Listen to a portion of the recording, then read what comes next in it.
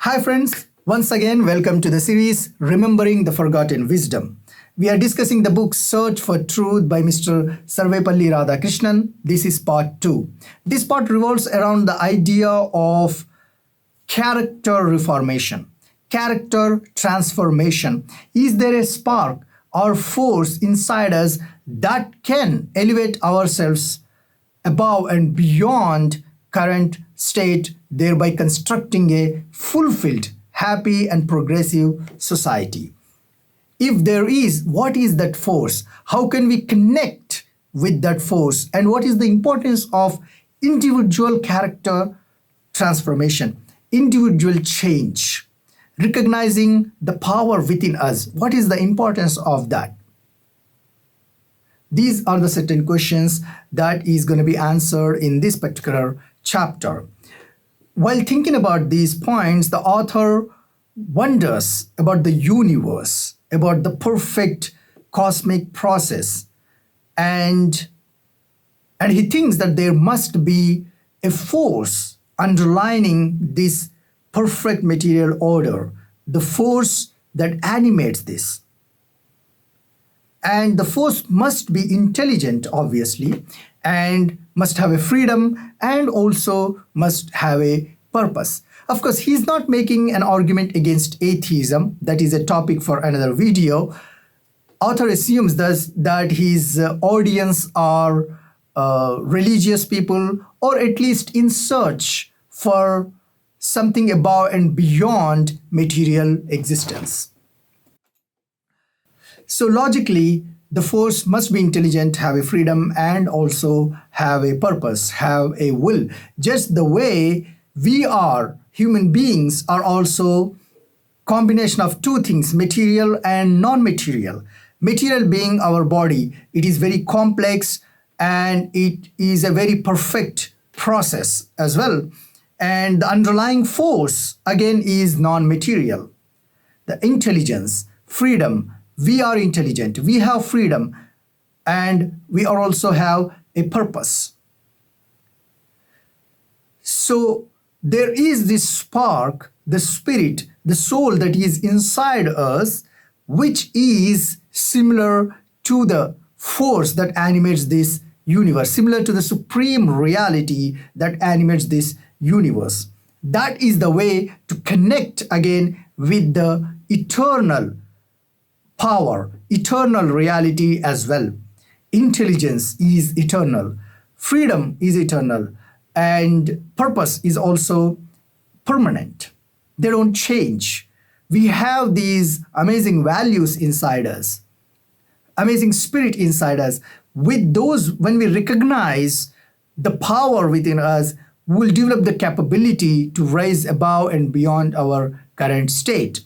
Interestingly, in Vedic literature, the supreme reality is referred as Satchidananda, meaning intelligence and freedom. Of course, intelligence, freedom, and purpose brings fulfillment, Ananda, that we'll discuss in future videos.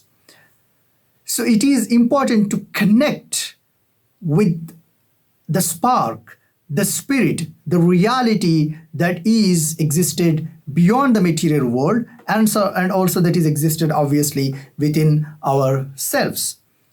The intensity of search itself is a part of spirituality, the primary part of spirituality. That's why we must always be in this process of constant search, constant quest, constant reasoning with our actions, behavior, thought, beliefs, and faiths.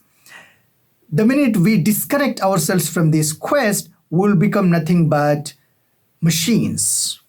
This is further emphasized in the Vedic literature. The four Mahavakyas, meaning the great statements from four Vedas. One is Prajnanam Brahma, meaning the intelligence is divine. Number two is Ayamatma Brahma, the soul is divine. Three, Aham Brahmasmi, meaning I am divine. Four, Tattvamasi, you are thou. All these statements tells us that there is a divine spark inside us. There is the spark of supreme reality inside us, the force that underlies this universe, the force that animates this universe. intelligence, freedom, and purpose that is inside us as well. Similar statements are also found in biblical literature. For example, do you not know that you are the temple of God and God dwells in you? And Quran states that the God is nearer to you than your jugular vein. All these statements are found in his book Search for Truth with references.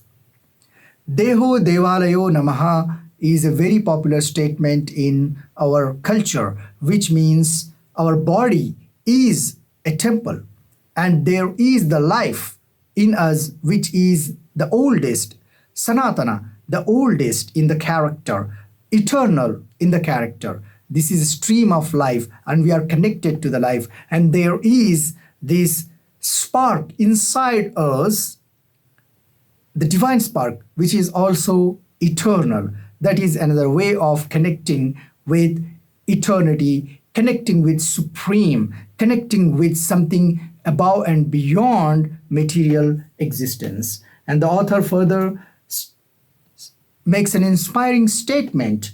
If we overlook the spirit, the spark of divine which we all have will become nothing but will become bound to things, bound to ideas and abstractions. This is very deep. Once we ignore the spark, the spirit inside us, once we fail to connect with ourselves, then we'll become bound to the ideas, to the social order, to material things. In a way, we'll become slaves to the social order and the doctrines that are created in the world, in society, and we struggle hard to live up to those doctrines. That will never bring fulfillment because we are, in a way, become mentally slaves to those ideas and abstractions. Instead, if we turn inside and connect with our own selves, that is when we'll begin to experience the true freedom, the true intelligence. And that is the spark that can help us again to raise above our current situation. And we are also must withdraw from the stream of becoming. We always want to become something because we are bound to these ideas. So we want to become say for example, we want to become a feminist, a liberalist, a spiritual person, a specific religious person. We want to become something. We want to become doctor. We want to become engineer. We think that fulfills our life. We are very deep into this idea of constantly becoming something. And as long as we are striving to become something, we are disconnected from the spark. We are nothing but machines. We struggle so hard, like machines, to become a specific kind of person. So we must withdraw from the idea of becoming and try to connect with the spark, the divine spark, the intelligence, freedom, and purpose that is inside us. That's when we'll be able to experience character change, experience true fulfillment as well. The author makes another interesting and thought-provoking point. There is a disconnection between principle and practice, disconnection between profession, what we profess, what we say, and what we practice.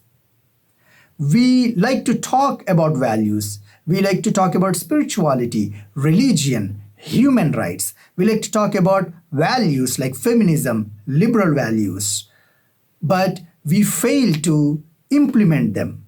We fail to practice them on an individual level. So we know a lot of people who talk about values, but they don't themselves apply those values in their lives. This is the major problem because we are not realizing the spark that is inside us.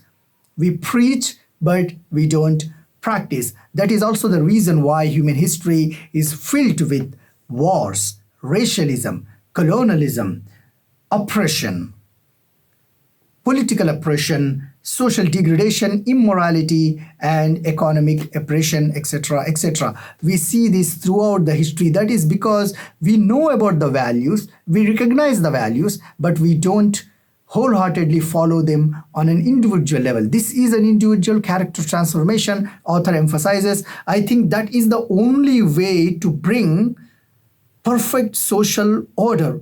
That is the only way to construct a fulfilled, happy, and progressive society through individual character transformation. And how we can achieve that? It is by recognizing the divine spark, the supreme spark that is inside us, the intelligence, the freedom, the purpose that is inside us, that drives us, that drives every single values, and realizing that the power is inside us, the power to change, the power to implement these values, the power to practice these values.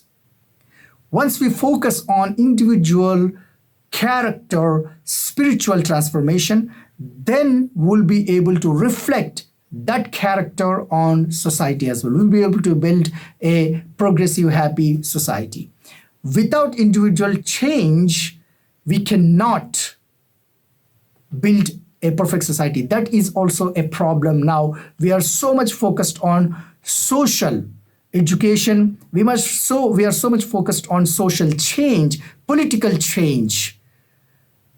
We seldom talk about individual character reformation. So that must be our primary focus, to build a happy, to be happy and fulfilled individual, at the same time to build a happy and fulfilled society. Thank you for listening. Have a wonderful day.